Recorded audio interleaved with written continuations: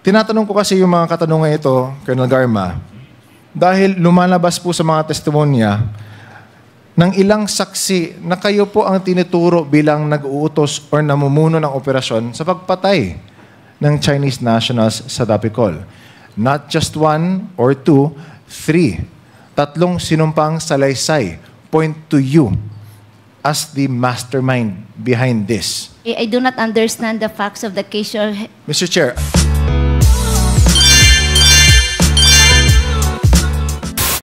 that being said, it was also, Colonel Garma also mentioned earlier na when she applied for her position, for the position of General Manager sa PCSO, she approached then Special Assistant to the President, Bongo, for the transmittal of her letter to the President, to which she was given a reply na babasahin ito ni President. Tama po ba? Yes, Mr. Chair. So, Mr. Chair, there is still inconsistencies pa rin with the testimonies or the narrations given by Colonel Garma, and we'd like to explore it even further. But to bring it back again to PCSO, so even if, sabi nga kanina ni Congressman Jay Suarez, na to give the general manager position to somebody who has no background in that same institution is unheard of or unusual. And kanina, sabi ni Congressman Raul, and I'd like to reiterate, what merits did you warrant to get the coveted position of General Manager of PCSO? Mr. Chair, yung pinalitan ko po ay isang general din po. Siguro din tanungin po natin, ano din ang, then the chairman is also a retired general. Mr. Chair, I'd like to remind again our resource person, can we please, the question was, what merits do you think po? That's it. I have mentioned it already, Mr. Chair, yung pong qualification ko, Mr. Chair, and then I submitted that. I applied for the position. I did not retire agad po when I applied kasi hindi ako sure kung tatanggapin po yung application ko. Hindi kayo sure, ma'am? Bakit? Hindi ako sure. I'm not sure. I'm not confident. I do not know. Maybe the president, it's the choice of the president kung sino pong ilalagay. So, baka Mr. Chair, babasahin pa po yung aking resume. Mr. Chair, I'd like to highlight that again. So, maybe the president, he will from still his study. Yeah, everybody knows it's the president, Your Honor, is going to choose. Correct. So, I submitted my application, and he will decide whether I am qualified or I'm not qualified for the position, Mr. Chair. So, I waited before I retired. So, Mr. Chair, let me again bring back to another inconsistency kasi kanina po, sabi po ng ating resource person na she relied on her merits, on her work performance, on her job to be able to get to where she is. And in this case, as General Manager of PCSO noon. And now, our resource person is now saying that it is the choice of the former president during at that time to appoint or to grant the position of General Manager of PCSO. Again, Mr. Chair, another inconsistency. And speaking of inconsistencies, let me try to bring it back sa narrations sa mga sinumpang salaysay ng mga PDLs natin noon at ni Superintendent Padilla. By the end of the day, To bring it back muna to Davao City, Colonel Garma, tama po ba na 2011 hanggang 2016 ay nakatalaga kayo bilang station commander ng Davao City in 2 different stations po? That's June of 2011, Mr. Chair, Apa. and I think first week of January of 2016 only, Mr. So Chair. tama po na you were Yes, station Mr. commander. Chair. Okay. Yes, Your Honor. Mr. Chair, nung panahon ng inyong panunungkulan bilang station commander, particularly po noong 2016 nang nakaupo na po si President then Rodrigo Roa Duterte bilang Pangulo, alam niyo po ba na idineklara niya ang giyera laban sa droga? I was on schooling during that time, Your Honor. I have no position from I think second week of January until the whole of 2016, until December of 2016, I don't have any position. I was undergoing schooling, Ma'am, Your Honor. gusto ko lang po itanong, ma'am, kung nalaman niyo po ba na ito po yung sinabi po ng ating dating Pangulo na war on drugs po tayo ngayon? Lahat po siguro ng police aware. Correct. And even po hindi po police, Mr. Chair, is a public knowledge. Pati Your ako, Honor. ma'am, college student pa ako Yes noon. po, Your Nalaman ko Honor. rin yun. So, okay. At bilang isang station commander ng PNP po, na isang law enforcement agency, nakibahagi po ba kayo sa war on drugs na minandato ng ating dating Pangulo? Your Honor, hindi po ako station commander nung nag-start na po maging presidente. Mayor lang po siya nung nag-station commander ako, hindi po siya presidente, Your Honor. Okay. So, balik natin nun. Nung mayor po siya, tama po ba na very adamant or very passionate po yung dating mayor na Mayor Rodrigo Roa Duterte against din sa war on drugs? Tama po ba?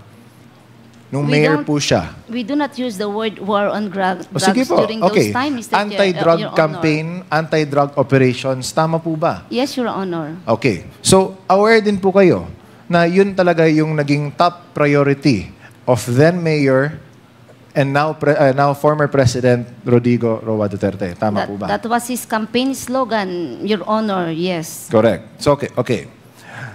Kabilang po sa mandato ninyo bilang isang law enforcement officer, during that time, may mga nakikilala po ba kayo? Or at least na nalalaman po ba kayo mga operations kalaban? Or tinatarget ang mga drug personalities, mga drug lords and the like? May I be clarified kung yung nalalaman, how do we define nalalaman, Mr. Chair? As in, like, for example, na meron suspect na kilalang drug lord or high-profile target at pumupunta sa iyo or dumadating sa iyo na, okay, ito yung operasyonan or kaya gumawa tayo ng isang operation para mahuli itong drug personality. No, Your Honor, that's not how it works How does it on work the ground. then, ma'am? We have to build a case, Your Honor. During that time when I was with CIDG, wala po kaming operation because more on financial investigation po ang CIDG. Sorry, more on? Financial investigation po ng mga identified who has records on drugs based sa intel, Your Honor. So based po sa intel, nalaman niyo rin po na may mga Chinese drug lords na high-value targets na nandun din sa loob ng Dapicol at that time. Tama po ba? No, Your Honor, I'm not aware of that. Bakit? Because I was on schooling and I don't have any hand on any information or intel, none, Your Honor. Sino po ba yung in charge po dati sa CIDG during that time?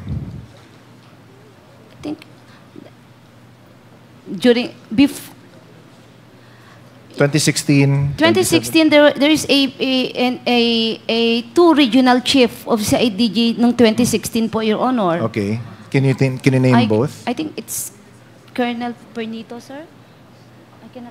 Tama po ba na I si cannot Commissioner Leonardo was also... Naging regional chief din po siya ng Region 11 and meron pa pong isa noong Okay. 2016, Your Honor. So Your Honor. during the time na nandun yung mga Chinese drug lords, I'd like to direct this question naman to Commissioner Leonardo. Sir, aware po kayo na may mga high-profile Chinese drug lords, identified as Chinese drug lords, nandoon sa loob ng Dapicol. Tama po ba?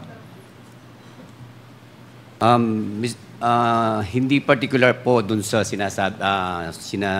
iniimbestigahan, Mr. Chair. Ang alam ko po, marami pong drug lord na nakakulong sa buong Bucor po, covered po ng Bucor.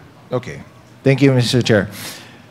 So, bilang isa sa mga may matataas na posisyon sa isang law enforcement agency, for sure kilala niyo naman, kundi man lahat, or ilan, na mga malalaking mga criminals na noted na pumapasok sa Dapicol or any area within Davao City. Kasi part of investigation naman din yun. Tama po ba?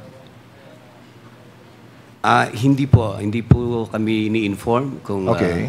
may mga ganun pong mga high-profile na mga inmates. Kung pumapasok sa Dapicol, hindi kayo ini-inform. Hindi po kami kasali sa protocol na yon, Mr. Chair. Sino po ba yung ini-inform or sino lang po ba yung mga nakakalaman based on your experience po, sir?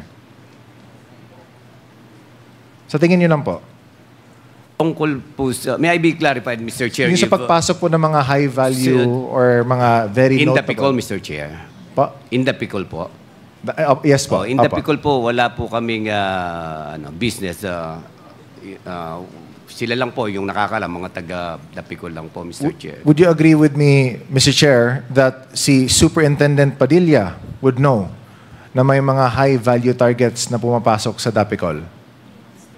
Possibly, alam niya po, Mr. Chair. I'd like to direct my question to Superintendent Padilla. Sir, nung pumasok yung mga high-value targets doon sa DAPICOL, nalaman niyo po ba na sila po ay mga high-value targets identified on the get-go na high-value targets dahil sila ay Chinese drug lords? Yes, Your Honor, Mr. Chair. Okay. So, may mga salaysay kasi na nangyari ni PDL Jimmy Fortaleza and sa inyo po, Sir Padilla, that indicate na tumawag po si Colonel Garma, that she mentioned na may mga high-value targets na ooperasyonan nila. Colonel Garma, do you confirm or deny making this call? I do not confirm, Your Honor. So you deny making this call? Yes, Your Honor. So are you saying na sa dalawang sinumpaang salaysay, mali po yung dalawang iyon na naka-notarize na under oath binalik dito sa ating committee, sinasabi niyo po ba na mali po sila at sa iyo po yung tama? Yes, Your Honor. Okay. Mr. Chair, I'd like to put that on the record. Mr. Chair, again, Colonel Garma, you are under oath. So, yung sa tawag na yun, I'd like to direct this question naman to Jimmy Fortaleza. Sir, so tama po sir, di ba, na tumawag daw sa inyo si Colonel Garma kasi meron kang naka-assign na cellphone sa inyo and special ito na assignment, di ba, yung mga cellphone daw, sabi niyo po dati, tinawagan kayo at binigay niyo kay Superintendent Padilla yung cellphone para makausap si Colonel Garma sa kanya. Tama po ba? Yes, Your Honor. Na yung tumawag si Colonel Garma, lumabas ba yung pangalan niya sa cellphone na siya yung tumatawag or ibang number ba to or dahil sa boses niya nakilala niyo? Yes, Your Honor. So, lumabas ba yung pangalan niya sa cellphone? Yes, Your Honor, because I have a number of Colonel Garma, Your Honor. So, bale, naka-phone book na? Yes, Your Honor. Okay. So, nalaman niyo na siya tumawag at sabi po niya na I think nasa sinumpaang salaysay niyo na pinapamigay niya yung cellphone kay Superintendent Padilla para makausap niya. Gusto niya makausap si Colonel Padilla, Your Honor. Okay. Thank you, Sir Fortaleza. And I'd like now to redirect this again to the supplemental affidavit na binigay the affidavit na binigay din ni Superintendent Padilla. Do you confirm, Mr. Padilla, na in your affidavit, nung tumawag si Colonel Garma kay Jimmy Fortaleza at binigay sa inyo yung cellphone, was there a threat made during that conversation? Sorry, Your Honor. Was there a threat? Ano ba yung topic ninyo? Yes, Your Honor. Ano ba yung naging topic ninyo nung sa phone call na yon? Nung nakausap ko po siya sa cellphone ni inmate Fortaleza, Chief Garma told me may mga tao kami dyan nagagawa at huwag mo na questionin. And I'd like to please continue. So number 5, ito ng sinumpang salaysay po, di ba? Yes, Your Honor. So allow me to continue na lang. Sabi niyo po, di ba, na Chief Garma told me may mga tao kami dyan na gagawa at huwag niyo nang questionin. And whether you like it or not, we will operate and do not interfere. Baka madamay pa pamilya mo. Tama po ba na ito mismo yung sinabi sa inyo, yung pag-abot ni Sir Jimmy Fortaleza ng cellphone Yes, sa inyo? Your Honor, Mr. Chair. And Colonel Garma, I'd like to redirect this question to you. Do you still deny making this phone call or saying these inside the affidavit of Superintendent Padilla? Yes, Your Honor. Okay.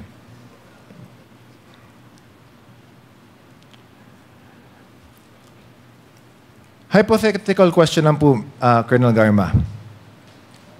And in your expert opinion, as CIDG, part of CIDG din dati, di ba you specialize on investigations, you specialize on at least, kumbaga, getting and gathering intel sa mga cases that you have to build up, o kaya the cases that the PNP has to operate on. Tama po, di ba?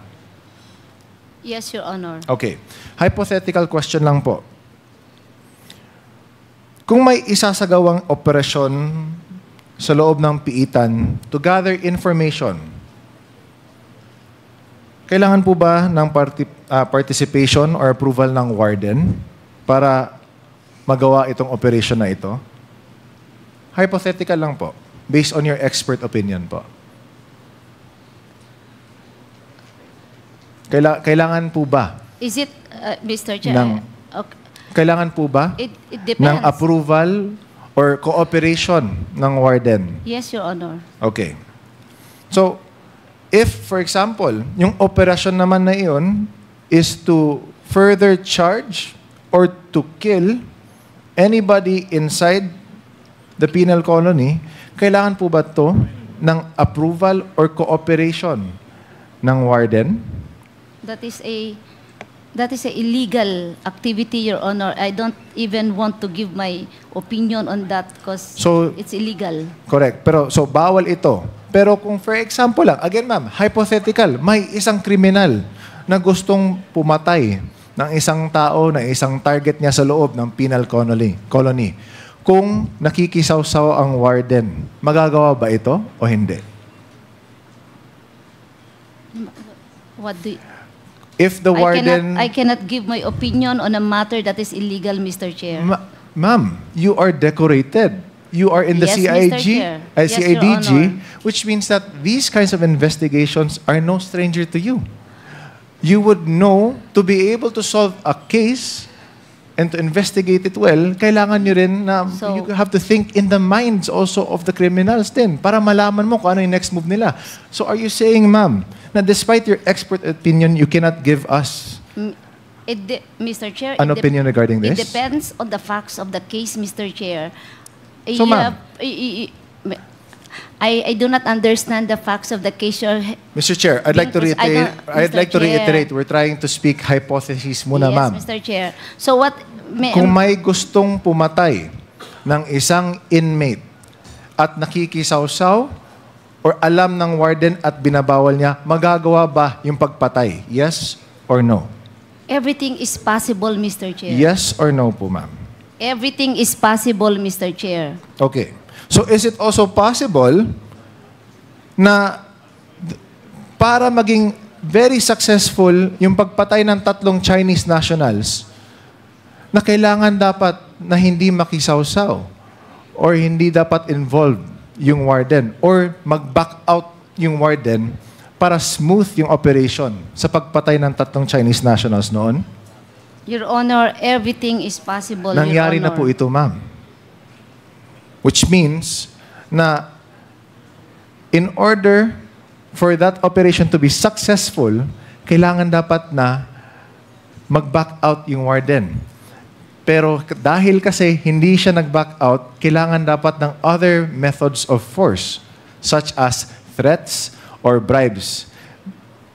Superintendent Padilla, kung hindi kayo bribe or threaten, papayag ba kayo na may mangyari ng ganyan sa loob ng Dapicol under your watch? No, Your Honor. Correct.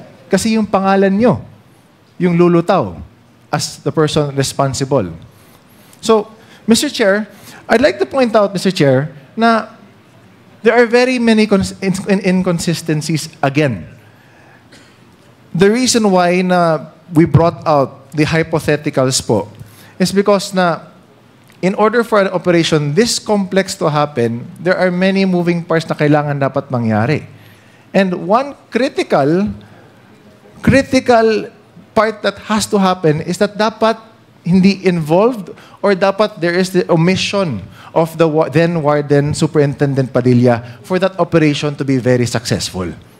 Kasi kung nandun si Warden Kung nakikisawsaw si warden, kung alam ni warden na mangyayari yun at binawalan niya, then this wouldn't have happened at all. Kaya naawa ko, Sir, Superintendent Padilla, again, I respect you coming forward. I respect also the fact that even if there are threats to your life, especially as what was stated din sa loob ng inyong sinumpaang salaysay, na you still went forth and came out also with what you've shown as the truth. Now, tinatanong ko kasi yung mga katanungan ito, Colonel Garma, dahil lumalabas po sa mga testimonya ng ilang saksi na kayo po ang tinuturo bilang nag-uutos or namumuno ng operasyon sa pagpatay ng Chinese national. Sa nasabing pagbisita, nabanggit ni Major Fortaleza na binisita niyo siya sa Davao Penal Colony kasama ni Colonel Villela and Colonel Grijaldo matapos ang panalo ni Presidente Duterte noong 2016 elections. Ayon po kay Fortaleza, sinabi na rin ako sa kanya na may operasyon ako sa mga Chinese na ito. Dagdag pa niya na ang ibig sabihin daw ng operasyon ay may papatayin. Dagdag pa po sa salaysay din ni Major Fortaleza na tinawagan niyo raw siya muli upang utusan nabigyan ng pagkain sila Tata at Andy. Totoo ba to? Bakit niyo pa sila bigyan ng special na attention? Ginagawa niyo ba to sa ibang inmates? Nobody knows, di ba? Pero sabi nga sa salaysay ni Jimmy Fortaleza na yun nangyari. And bukod pa kay Fortaleza, sa sinumpaang salaysay ni Superintendent Padilla, malinaw na tinuturo din kayo bilang nasa likod ng operasyon ng pagpatay ng mga Chinese nationals sa Dapicol. Sa kanyang salaysay, under paragraphs 5, 6, and 7, na kayo po ang direktang ini-implicate po nito. And base din po sa sinumpaang salaysay ni Superintendent Padilla, lumalabas na siya ay sinuhulan o kaya pinilit na umatras at huwag makialam sa operasyong nauwi sa pagpatay ng 3 Chinese nationals sa Dapicol. Ayon kay Superintendent Padilla na si Ma'am or Colonel Garma ang nagbigay ng direktang utos na huwag siyang maghimasok sa operasyon kahit pa ito ay magreresulta sa pagkamatay ng mga high-profile inmates. Again, Colonel Garma, do you deny these allegations against you? Yes, Your Honor. No further questions, Mr. Chair. I think the public has heard what they need to hear. Again, Mr. Chair, as the final comment lang, Mr. Chair, let me remind again, all those resource persons inside here are under oath. No? And in the search for the truth, we will still continue to push for these questions again. Mr. Chair, thank you. Thank you.